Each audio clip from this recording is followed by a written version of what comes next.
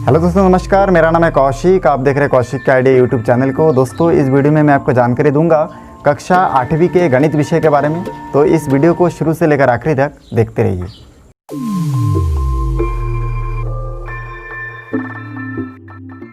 तो इस वीडियो में मैं आपको जानकारी दूंगा कक्षा 8वीं के प्रश्नावली 17.2 के बारे में। ठीक है, यहाँ पे देखिए, पहला प्रश्न में लिखा हुआ है, निम्न भिन्नात्मक संख्याओं को संख्या रेखा पर प्रदर्शित कीजिए। तो सबसे पहले तो मैं यहाँ पे ये जो प्रश्न है इसको देख के देखिए संख्या रेखा पे प्रदर्शित कैसे करेंगे। बहुत आसान है। आपको ये स्केल की सहायता से सबसे पहले एक रेखा बनाना है, ठीक ना। तो यहाँ पे एक रेखा मैं बना लेता हूँ। आप अपने हिसाब से कितना भी दूरी का बना सकते हैं। तो मैं यहाँ पे चलिए इस प्रकार से 10 सेंटीमीटर का बना लेता हूँ यहाँ पे।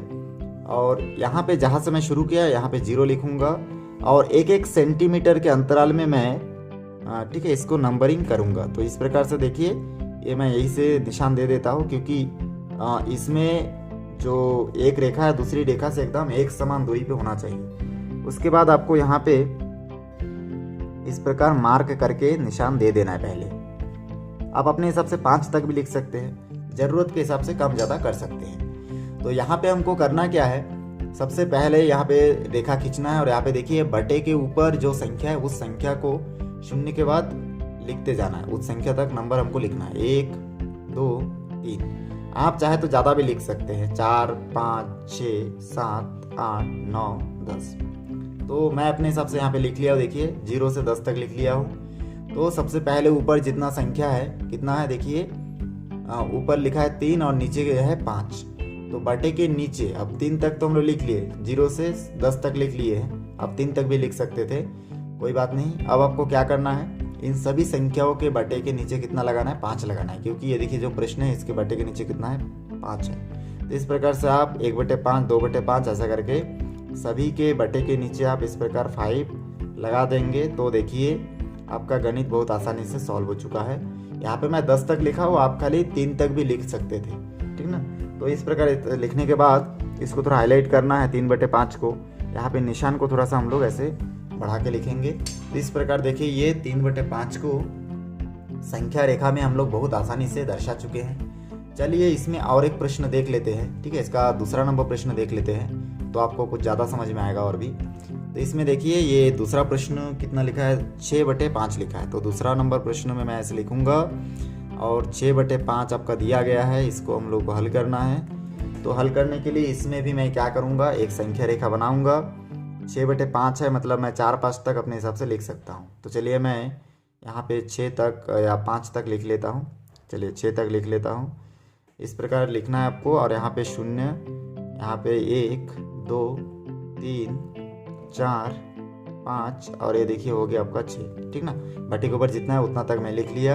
यहाँ पे मैं ज़्यादा लिखा हूँ, आप खाली 3 तक भी लिख सकते हो। 6 तक लिखने के बाद देखिए बटे के नीचे 5 है, मतलब सभी संख्याओं के बटे के नीचे आप 5 ऐसे बटे में लिख लीजिए। और इस लाइन को थोड़ा सा ऐसे ऊंचा कर दीजिए ताकि हमको दिखे कि ये हमारा क्या है, 6/5 का लाइन है। यहाँ पे 6/5 है तो यहाँ से आप 6/5 को ऊपर भी ऐसे लिख सकते हैं, यहाँ पे 3/5। तो इस प्रकार से बहुत आसानी से आप इसको शो करके लिख सकते हैं संख्या रेखा में। तीसरा नंबर प्रश्न देखते हैं। तीसरा प्रश्न में देखिए यहाँ पे मैं क्या करूँगा, इसमें 7/8 लिखा है। तो सबसे पहले संख्या रेखा इस प्रकार से बनाऊंगा। ऊपर क्या है 7 है, इसलिए मैं 7 तक इसको लाइन खींचूंगा, 7 सेंटीमीटर तक लाइन खींचूंगा। और एक एक सेंटीमीटर का अंतराल में हमको क्या करना है, नंबर लिखना है। तो 0 से स्टार्ट होगा, यहाँ पे लिखूंगा 1, ये लिखिए 2 3 4 5 6 और ये हो गया आपका 7। यहाँ तक आपको लिख लेना है। इस प्रकार लिखने के बाद बटे के नीचे 8 है, तो सभी संख्या शून्य को छोड़ के सभी संख्या के बटे के नीचे आप इस प्रकार से 8 बिठा दीजिए। तो देखिए आपका जो गणित है संख्या रेखा पे दर्शाना है वो कंप्लीट हो गया। इस प्रकार इस लाइन को थोड़ा ऊंचा कर दीजिए और यहाँ पे 7/8 आप लिख के रख लीजिए। ये आपका आंसर हुआ। अब हम लोग दूसरा प्रश्न देखते हैं। यहाँ पे देखिए दूसरा नंबर प्रश्न में लिखा हुआ है, निम्नलिखित परिमेय संख्याओं को पूर्णांकों के रूप में लिखिए। अब पूर्णांक के रूप में लिखने के लिए हम लोग क्या करेंगे, इसके हर में जो संख्या दिख रहा है आपको 1, ठीक है, उसको हम लोग नहीं लिखेंगे। तो डायरेक्ट हम लोग लिखेंगे, ठीक है। पहला प्रश्न को लिख सकते हैं, इसका हल 8 होगा। दूसरा प्रश्न का पूर्णांक रूप होगा -12। तीसरे का पूर्णांक रूप होगा -39 और चौथे प्रश्न का पूर्णांक रूप होगा 59। तो इस प्रकार से ये हमारा पूर्णांक रूप हम लोग लिख लिए। और देखिए किसी भी संख्या को परिमेय संख्या में अगर हम लोग बदलना है तो उसके हम लोग क्या करते हैं, उस संख्या के बटे के नीचे मतलब हर में 1 लिख देते हैं। तो इस प्रकार से ये हमारा दूसरा प्रश्न सॉल्व होता है। चलिए तीसरा प्रश्न देखते हैं। तीसरा प्रश्न देखिए मैं नोट कर चुका हूँ और यहाँ पे पहला प्रश्न दिया 5/9 और शून्य में हमको बड़ी संख्या बताना है। तो इसमें पहला हम लोग क नंबर में जानते हैं कि जो बड़ी संख्या है वो क्या है, आपका 5/9 होगा, क्योंकि 5/9 जो है वो शून्य से बड़ी संख्या होती है, ठीक ना, इसलिए 5/9 बड़ी संख्या होगा। ख नंबर में आंसर में हम देखेंगे -6/7 और 0, ठीक ना। तो इन दोनों में सबसे बड़ी संख्या क्या है, तो हम लोग जानते हैं कि माइनस वाले संख्या हमेशा शून्य से छोटी होती है, मतलब शून्य इसमें बड़ी संख्या होगी। उसके बाद ग नंबर क्वेश्चन में -5/3 और -17/10 लिखा हुआ है। दोनों ही संख्या माइनस में है, ठीक ना, -5/3 और क्या लिखा है 17/-10।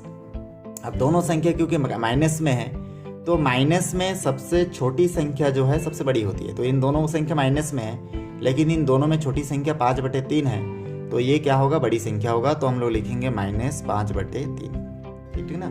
ऋणात्मक सबसे छोटी संख्या को सबसे बड़ी संख्या माना जाता है। तो इस प्रकार से -5/3 बड़ी संख्या होगा। आखिरी और एक प्रश्न बचा इसमें घ नंबर का 6/-5 और -13/8, ठीक है, इसको मैं रफ में लिख लेता हूँ। 6/-5 और इसमें लिखा है देखिए -13/-8। अब क्योंकि इसमें दोनों जगह माइनस है तो ये दोनों संख्या आपस में क्या होगा, कट जाएगा, ठीक ना। कटने से 13/8 क्या में आएगा, प्लस में हो जाएगा, और ये जबकि माइनस में ही रहेगा। तो ये प्लस में है तो प्लस वाला संख्या हमेशा बड़ी संख्या होती है, माइनस वाला संख्या छोटा होता है प्लस वाला संख्या से। तो इस प्रकार से 13/8 क्या होगा, बड़ी संख्या होगा। तो हम लोग इसको माइनस के रूप में भी लिख सकते हैं, -13/-8 बड़ी संख्या होगा। चलिए अब तीसरा नंबर प्रश्न देखते हैं। तीसरा के बाद अब चौथा नंबर प्रश्न हम लोग देखते हैं। यहाँ पे देखिए प्रश्न नंबर 4 में लिखा हुआ है कि संख्या 4/9 के अंश में क्या जोड़े कि यहाँ 2/3 बन जाए। तो हम लोग को मालूम नहीं क्या जोड़ने से बनेगा, तो हम लोग यहाँ पे मान लेते हैं, क्योंकि गणित में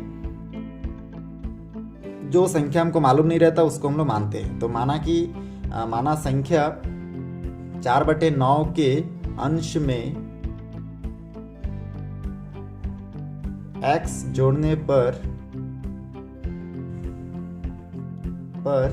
यहाँ 2/3 बन जाएगा, ठीक है, बन जाएगा। ऐसा करके हम लोग अनुमानिक मान लिया और लिख लिए कि x जोड़ने पर 2/3 बन जाएगा।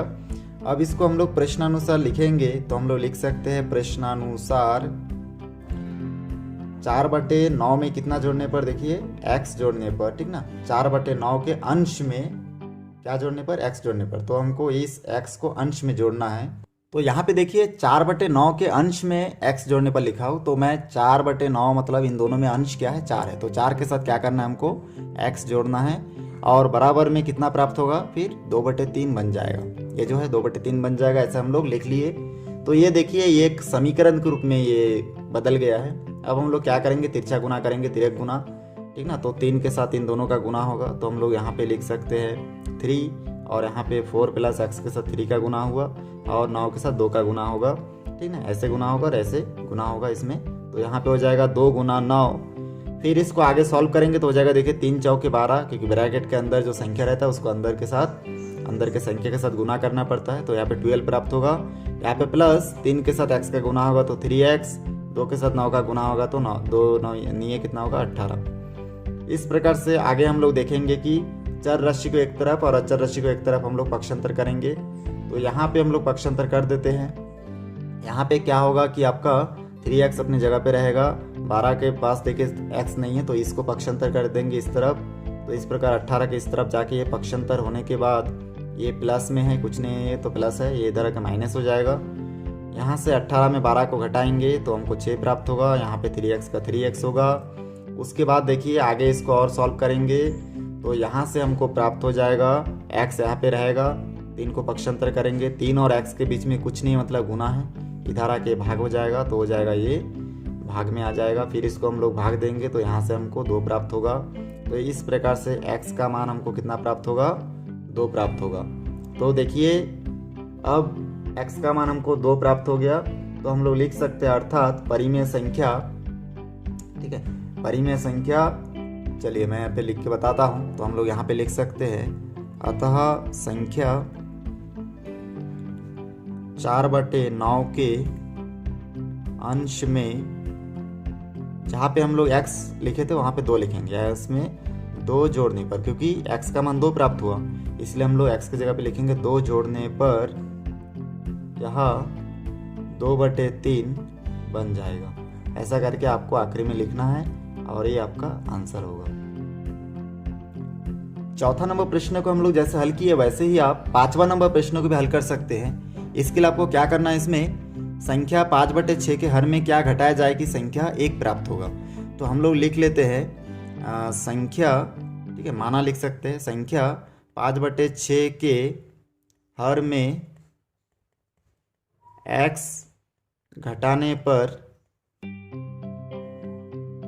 संख्या 1 प्राप्त होगा, ठीक है, एक संख्या 1 प्राप्त होगा, ऐसा हम लोग मान लिए, ठीक है। यहाँ पे आप चाहे तो माना लिख सकते हो। और उसके बाद देखिए यहाँ पे आपको लिखना है प्रश्नानुसार, देखिए 5/6 के हर में x घटाने पर 1 प्राप्त होगा। तो हम लोग लिखेंगे 5 और बटे के नीचे लिखेंगे 6 - x बराबर 1, मतलब 5/6 के हर में, तो इन दोनों में हर क्या है, 6 है, तो 6 में x घटाने पर कितना प्राप्त होता है, 1, इसलिए बराबर किस तरफ 1 लिखा हूँ। अब इसको हम लोग तिर्यक गुना करेंगे। तो हम लोग जानते हैं कोई भी सिंगल संख्या का गुना हमेशा दूसरी तरफ बटे के दूसरी तरफ के हर से होता है, मतलब इसका गुना इसके साथ होगा, ठीक है। अगर आपको इसमें डाउट है तो आप इसको, इस 1 को भी परिमेय संख्या के रूप में लिख सकते हैं 1/1, कोई डाउट वाली बात नहीं। फिर तिर्यक गुना कर दीजिए, तो 5 के साथ देखिए इसका गुना 5 के साथ होगा, इसका गुना 1 के साथ होगा, तो आप दोनों में से किसी भी एक को गुना करके लिख सकते हैं। 6 - x का 1 के साथ गुना करेंगे तो उतना ही प्राप्त होगा, और 5 का गुना 1 के साथ करेंगे तो 5 ही प्राप्त होगा। फिर x अपनी जगह पे रहेगा और 6 को पक्षांतर कर देंगे तो 6 इधर देखिए प्लस में है, इसके सामने कुछ नहीं होता, प्लस है, इधर आके -6 हो जाएगा। अब 6 में से 5 घटाएंगे तो 1 बचेगा, लेकिन दोनों में बड़ी संख्या 6 है और इसके सामने माइनस है, इसलिए यहाँ पे भी माइनस में आएगा। और ये जो x है ये पहले से माइनस में था, तो दोनों तरफ माइनस माइनस आपस में कट जाएगा, तो हमको x का मान कितना प्राप्त होगा, 1 प्राप्त होगा। तो फिर हम लोग जहाँ पे x माने थे कि x घटाने पर, वहाँ पे हम लोग आखिरी में लिख सकते हैं अतः संख्या 5/6 के हर में 1 घटाने पर संख्या 1 प्राप्त होगा, ठीक ना, ऐसा हम लोग लिख देंगे संख्या 1 प्राप्त होगा। तो इस प्रकार से ये देखिए हमारा आंसर हमको प्राप्त हो चुका है, ठीक। तो इसके बाद चलिए आखिरी और एक प्रश्न बचा है 6वां नंबर, उसको भी देख लेते हैं। यहाँ पे देखिए 6वां नंबर प्रश्न में लिखा हुआ है किसी भिन्न का अंश उसके हर से 2 अधिक है, यदि भिन्न का अंश 5 हो तो भिन्न क्या होगी। तो प्रश्नानुसार जो दिया गया है उसको हम लोग नोट करेंगे। तो सबसे पहले मैं यहाँ पे नोट कर लेता हूँ प्रश्नानुसार भिन्न का अंश क्या दिया है, देखिए यहाँ पे, तो भिन्न का अंश आपका 5 दिया है, देखिए भिन्न का अंश 5 है, तो भिन्न का अंश कितना है उसको मैं नोट कर लूँगा, भिन्न का अंश बराबर 5। और भिन्न का जो देखिए यहाँ पे प्रश्न में लिखा हुआ है भिन्न का अंश उसके हर से 2 अधिक है, ठीक ना। तो भिन्न का हर अंश से 2 अधिक है, इसका अर्थ ये हुआ कि भिन्न का हर पता करने के लिए हम लोगों को क्या करना पड़ेगा, अंश में 2 को घटाना पड़ेगा, क्योंकि अंश क्या है, भिन्न हर से 2 अधिक है, तो मतलब हर क्या होगा, अंश से 2 कम होगा। तो इसलिए हम लोग यहाँ पे लिख सकते भिन्न का हर, तो भिन्न का हर लिखेंगे और हर को पता करने के लिए अंश में 2 घटाएंगे, क्योंकि हर जो है अंश से 2 कम है, इसलिए यहाँ पे अंश में 2 घटाएंगे तो हमको प्राप्त होगा 3। तो इस प्रकार से भिन्न का अंश हमको 5 प्राप्त होता है, भिन्न का हर हमको 3 प्राप्त होता है। तो हम लोग इस प्रकार से यहाँ पे भिन्न के रूप में लिख सकते हैं कि भिन्न बराबर 5/3। तो ये देखिए बहुत आसानी से हमारा 6वां प्रश्न भी समाप्त होता है। वीडियो अच्छा लगे तो लाइक करें, शेयर करें, सब्सक्राइब करें और बेल आइकन को भी प्रेस करें ताकि जब भी मैं कोई नया वीडियो बनाऊँ तो उसका नया अपडेट सबसे पहले आप तक पहुँचे। फिर मिलते एक नई वीडियो के साथ। धन्यवाद।